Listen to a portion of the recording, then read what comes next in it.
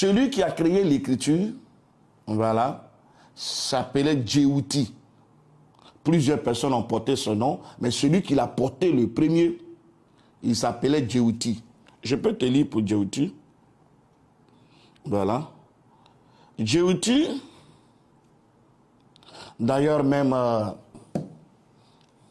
Djéouti, là, vous voyez ce que les juges portent là, les habits qui veulent juger les gens au tribunal, voilà, cette forme, voilà, des tuniques pour les différencier des autres.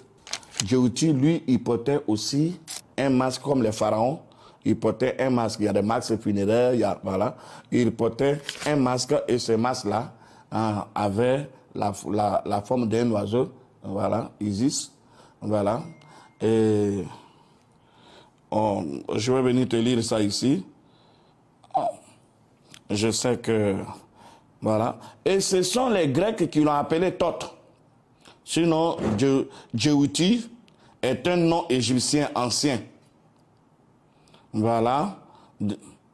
Désignant principalement le dieu lunaire de la sagesse et de l'écriture, mais aussi porté par plusieurs hauts dignitaires. C'est-à-dire les noms là ont été portés par plusieurs hauts dignitaires.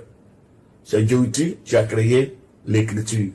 Et l'écriture là que tu vois là, quand ça a été créé, on a créé des livres.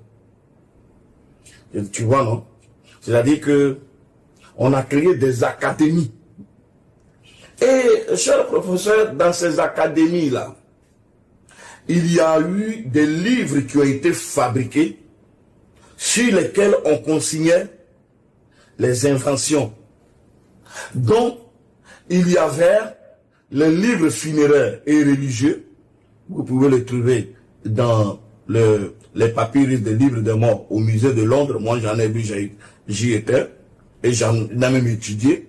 Si vous n'avez pas étudié, je vous conseille d'étudier cela. Si vous voulez le voir, vous pouvez aller à Washington DC. Mais le plus long, voilà, qui mesure plus de 37 mètres, voilà. Et il y a l'autre qui mesure plus de 20 mètres. Le livre de la médecine d'Hébert mesure presque 20 mètres avec près de 879, voilà, tests. C'est-à-dire que si on voulait faire les titres des livres, ça peut aller dans 2000 pages. Parce que c'est un rouleau de 20 mètres. Voilà. Donc, ça pourrait aller, si on veut faire cahier pour ça de nos jours là, ça va aller presque dans près de 1000 pages et quelques là.